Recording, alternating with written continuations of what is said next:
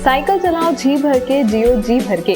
जी Mart Cycle Paradise, Hero cycles के dealer डीलर, 66 फव्वारा चौक, उज्जैन। नमस्कार, न्यूज मालवा में आपका स्वागत है। मैं हूं आपके साथ अनुष्का। आइए अब बढ़ते हैं आज की खास खबरों की ओर।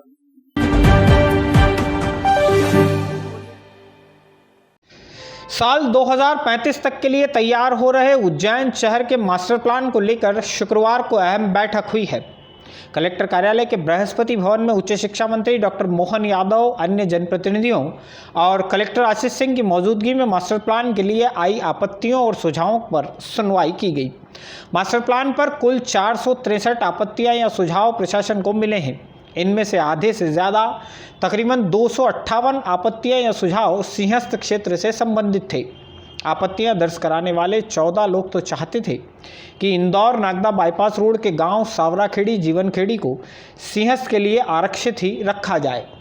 उच्च शिक्षा मंत्री डॉक्टर मोहन यादव इसके पक्ष में नहीं हैं। शहर के विस्तार और विकास को लेकर उनके तर्क कुछ अलग हैं। बहरहाल सावराखेड़ी और जीवनखेड़ी को आवासीय किए जाने की कोशिशों पर विधायक पारस जैन, पूर्व पार्षद रवि राय, अखाड़ा परिषद के प्रतिनिधि महंत रामेश्वर गिरी सहित अन्य कई लोगों ने अपनी आपत्तियां दर्ज कराई हैं।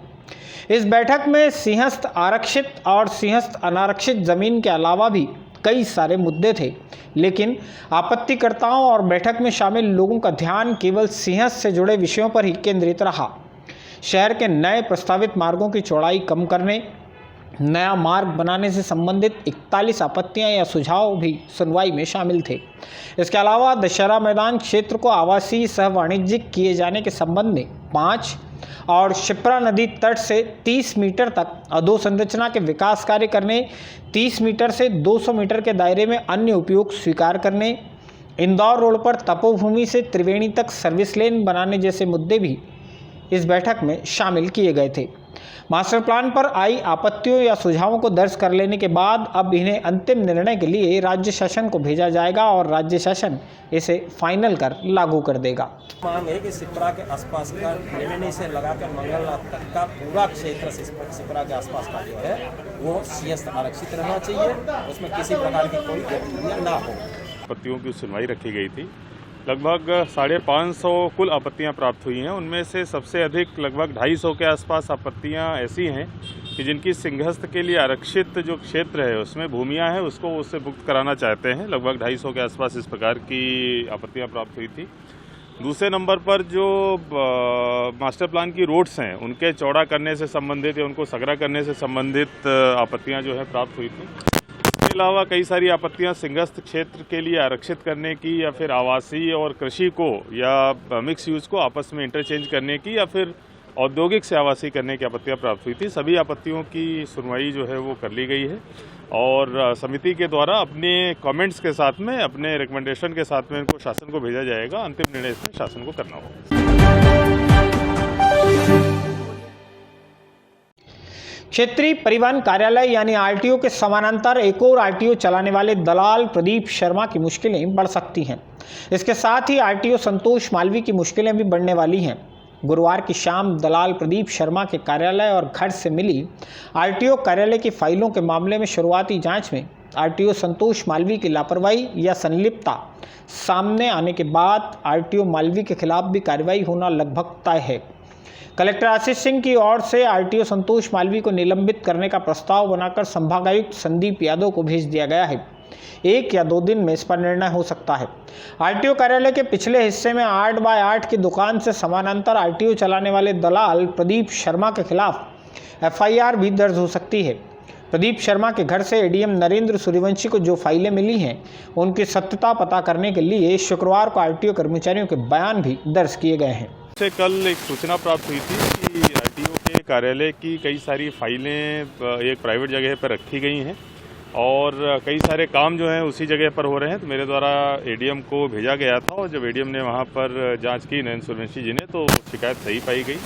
न केवल वहां से फाइलें जब्त हुई हैं बल्कि जो घर है वहां से भी जो है उसके घर से फाइलें जब्त हुई हैं। निश्चित रूप से बहुत ही इसको कहेंगे कि ये शासकीय जो नियम है या जो शासकीय प्रक्रियाएं हैं उनका मजाक उड़ाने की स्थिति है और बहुत ही गंभीर घटना है। इस संबंध में आरटीओ को निलंबित करने का प्रस्ताव माननीय संभागायुक्त महोदय को भेजा गया है, क्योंकि अगर ऑफिस की जो प्रक्रियाएं हैं, ऑफिस की जो फाइलें हैं और ऑफिस में जो कामकाज अगर कहीं प्राइवेट जगह से संचालित हो रहा है, कंट्रोल हो रहा है, तो निश्चित रूप से बहुत गंभीर चीज़ है।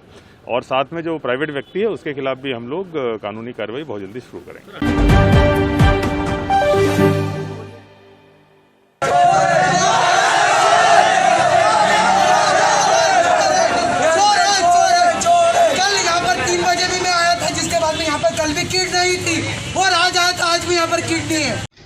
जिला अस्पताल की फ्लू ओपीडी में शुक्रवार की दोपहर जमकर हंगामा हुआ।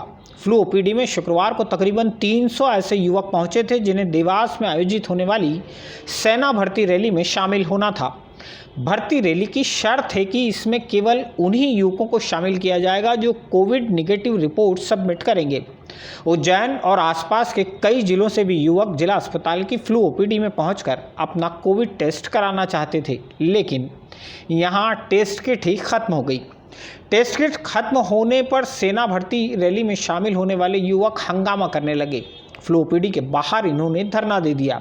हंगामे की सूचना मिली तो तराना के विधायक महेश परमार भी जिला अस्पताल पहुंच गए। परमार ने civil surgeon doctor PN Verma से बात की।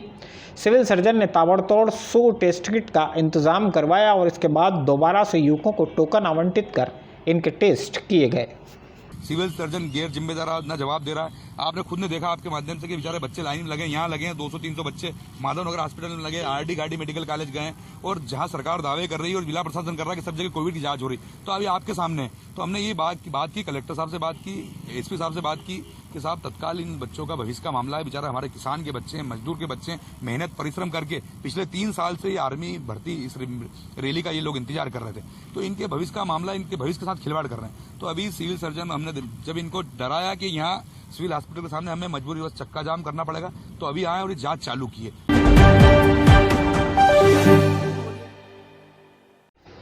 कान नदी के स्टाप डैम के टूटने के बाद अब प्रशासन की कोशिश है कि किसी तरह गऊघाट पाले के पास शहर में सप्लाई के योग्य रिजर्व पानी में गंदा पानी शामिल नहीं हो सके।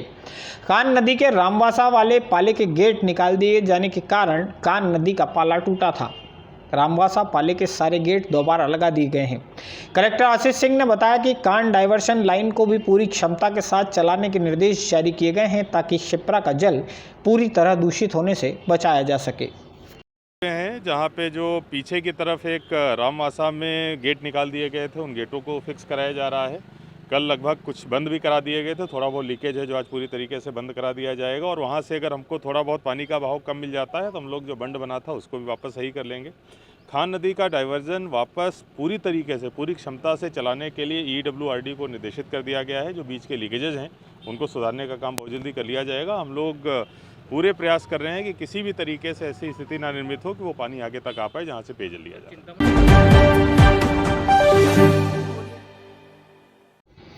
प्रमादी संवत्सर जाते जाते भी अपना असर दिखा ही रहा है। इस संवत्सर की शुरुआत होते ही पूरी दुनिया कोरोना की चपेट में आ गई।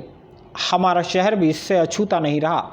अब जबकि प्रमादी संवत्सर के आखिर कुछ दिन शेष बचे हैं, फिर से कोरोना संक्रमण ने सिर उठा लिया है। शुक्रवार को दूसरी बड़ी मुसीबत भी आ गई। शुक्रवार दोपहर जिले के अधिकांश भाग में जमकर बारिश हुई। शहर के भीतरी क्षेत्रों में तो कुछ मिनटों तक चने के साइज बराबर ओले भी गिरे। फिलहाल गेहूं की फसल पककर तैयार है और खेतों में खड़ी है। देवास रोड, इंदौर रोड और बड़नगर इलाके के 2 दर्जन से ज़्यादा गांव में तेज़ हवा और बारिश के साथ ओलों ने फसलों को खासा नुकसान पहुंचाया है।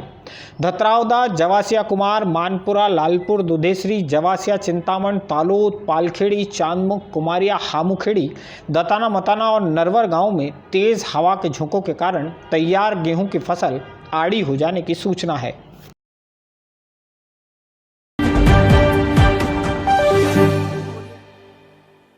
इस अंक में फिलहाल इतना ही। आप सभी घरों पर रहें, मास्क और सैनिटाइजर का उपयोग जरूर करते रहें। नमस्कार।